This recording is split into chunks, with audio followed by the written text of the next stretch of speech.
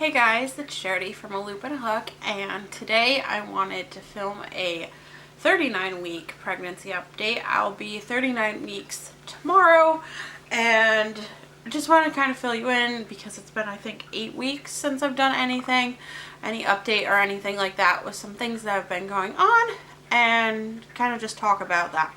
So, the major thing that's been going on is been having a lot of prodromal labor, Braxton Hicks, and honestly now it's just contractions that don't really do anything, that aren't super consistent. I did have 9 days ago, I did have a full day. It was actually 30 plus hours where it was consistent contractions, and after it was right around 18 hours or so, I let the midwife know, and then she came at about the 24-hour mark, when things started to get to the 3 or 4 minutes apart, each contraction. So she came, I had everyone here, I labored all night. I got to like the active stage of labor it was like 3 in the morning. And then by like 7, 8 o'clock, I was exhausted, so they recommended that I go take a nap, try to get some rest, and when I woke up, everything had stopped. So that was something that was super disappointing, especially, having what my midwife was saying was active labor at, 5 hours of active labor. That was something that was super, super disappointing to me, especially after 30 hours of consistent contractions, and then, what my midwife was saying was active labor. When we woke up from our nap, she did check me, and I was at a 0. There was nothing had changed at all. So that was super disappointing. And ever since then, I have been having a lot of, I would say, contractions, because they're lasting longer. They're just not consistent. 3 days ago, I did have another 24 hours where there were fairly consistent contractions. They didn't get much past 5 minutes apart. So with all of that going on, it's kind of been a little bit disappointing for me, because I've been having all these contractions, and I understand it's all part of the process, but having multiple days of consistent contractions that are lasting more than 24 hours that eventually die out and nothing happens has kind of been, a little bit rough for me, just because I'm thinking I'm going into labor and then to find out I'm not actually in labor. But because of that, my midwife has diagnosed me with irritated uterus. So now I'm kind of not full-blown bed rest, but I am definitely taking things easier. She doesn't want me doing as much. She wants lots of rest, fluids, making sure that I'm taking my magnesium, chamomile tea, things like that, just kind of to make sure that until I go into labor, my uterus just doesn't, contract for that extended period of time again. So all that's kind of been going on. It's been a lot, but in a way it was really good to have like a trial run of labor and everything like that. I understand that labor gets worse than what I was going through, but having everyone here who is going to be here for the birth, kind of seeing what worked well for me. Also just giving Collin a chance to, kind of see what was the start of labor and kind of progression.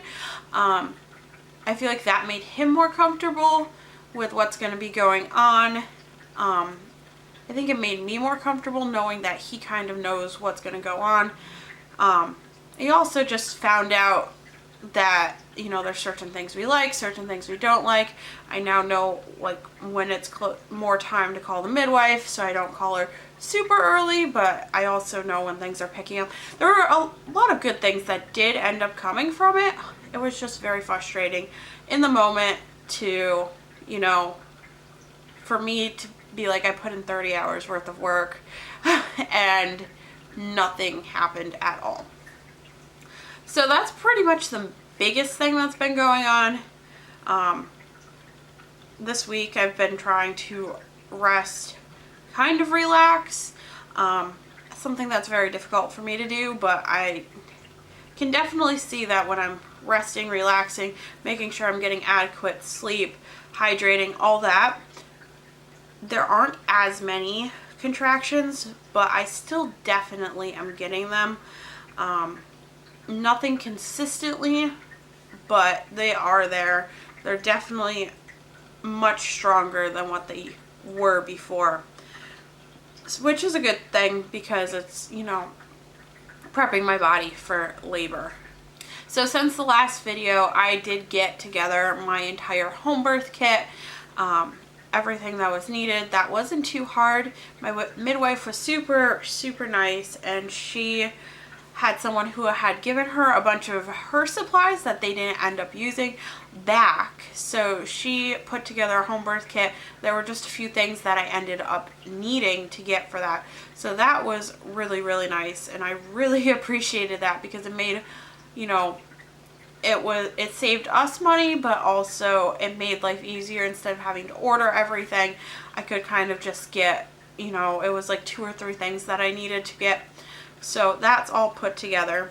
I also have been like stockpiling and putting together and grabbing snacks and things like that for while I'm in labor, and then, you know, after labor and delivery when I'm nursing, you know, the first couple of days. So I have some different varieties of food.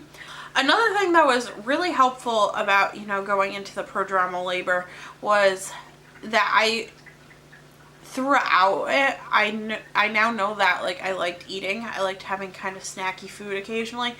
So I was able to kind of see what I liked, what I wanted, and I was able to pick up more of those items, so I don't necessarily have things that might not, you know, sound as good. And I understand that things can change when I'm actually in labor, and like what I liked last time, which was, you know, cheese and crackers, things like that, might not sound good to me, but I know that I like that, and it actually worked really well. Just having those as like a snack every couple of hours. So I did end up getting another ultrasound of the baby just to make sure positioning wise everything looked good. And the main reason for that was my midwife was concerned that with me being in labor, you know, for close to 30 hours, that baby might have flipped, been breech, something like that. And the reason that prompted it is because she said that it didn't feel like the baby's butt was on top. She couldn't really feel the head either. So she didn't tell us we had to get an ultrasound, but she said, you know, we could wait it out a couple of days, see what happens. We could just not do the ultrasound. But she recommended that we get the ultrasound just to make sure, you know, for our peace of mind, and also for her, if the baby was breech, we would have to make some decisions about if we would continue with home birth, anything like that. So we did end up getting it, and baby was still head down. That was a week ago, and I haven't felt it flip or anything like that, so I'm pretty sure it's still head down. But baby was head down, everything looked good. It was measuring, I think 2 or 3 days ahead, which is perfect. But everything else looked really good with that, which I was happy about. But it was just, you know, a lot going on in the span of a couple of days with everything, and it was tiring because there wasn't much sleep going on. Our sleep schedule also got really messed up, especially with Collin's job. When it was snowing, he would be getting up and leaving the house, 3 a.m., things like that. So it would wake me up. I wouldn't go back to bed until really random time. Then he'd get home, I'd wake up, he'd go to sleep, and we were like on opposite schedules. And then at night it would translate into me going to bed later than normal, but still earlier than he was, and then he wouldn't go to bed until late. So our schedules were really messed up. And with being in that first round of prodromal labor helped really get our schedules back to normal. So now everything feels like it's back to normal again, which is really nice. And one thing that I find kind of interesting is the fact that I feel like our lives just finally got like settled down. I just hit a groove of, being used to being married, because we just had our anniversary,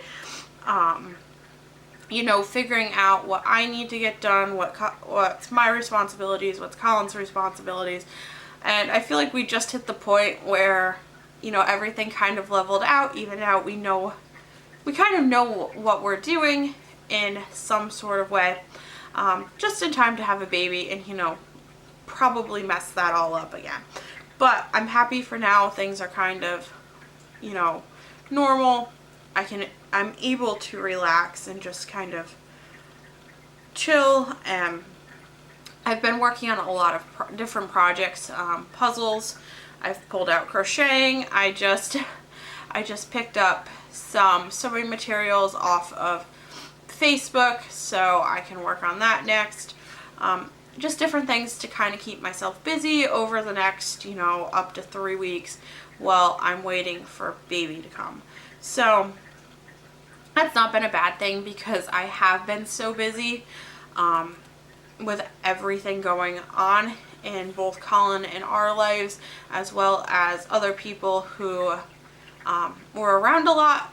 We've just been so busy with everything. It is kind of nice to just be able to step back, start, kind of simplifying life, working on projects again, things I haven't been able to do in multiple years because I have been constantly running, working, all of that stuff. So that has been really, really nice. I think that's everything that's kind of happened in the past couple of weeks, 8 or so weeks. There's nothing else really standing out that much. We did get the house completely, at least to the point where we can tidy it real quick. I got a whole bunch of baby things. My grandma threw me a baby shower, which was super, super sweet. And I was able to get a lot of things that I didn't have that I didn't need for baby. So we have the bassinet all up. We have the baby swing set up. I got a changing table, which is going to function as the dresser for now as well. So we got all that set up, which is really good. That was something that was a big it was a big check on my mental checklist. So we got all that taken care of. I don't think there really is anything else we need or, really that has to get done before baby comes. There's things that I'd like to get done, but it's not a necessity. So that's kind of been everything. Nothing else I really can think of off the top of my head, because a lot of it's been in the past week with the prodromal labor, things like that. That's been a lot of what's been going on, and it kind of negates everything else that's been going on earlier, like in the earlier 30 weeks of pregnancy. So next time I film a video, hopefully there will be a baby here.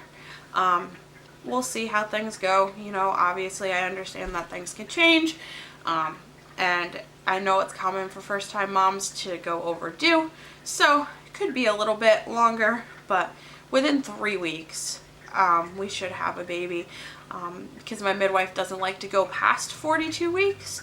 of pregnancy, so within 3 weeks we should have a baby. So it's getting really close. We're both Collin and I are super excited.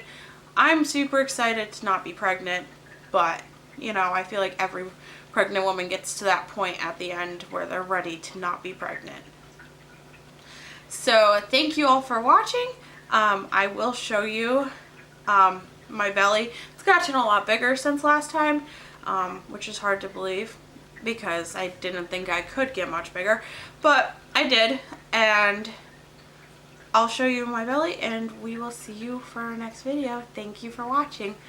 Bye. Here's the belly, measuring like right on time. But yeah, gotten a lot bigger. But yeah, I did not do any maternity pictures yet. It's something I want to do eventually, but have not gotten the chance to. So we'll see if those get done before I go into labor.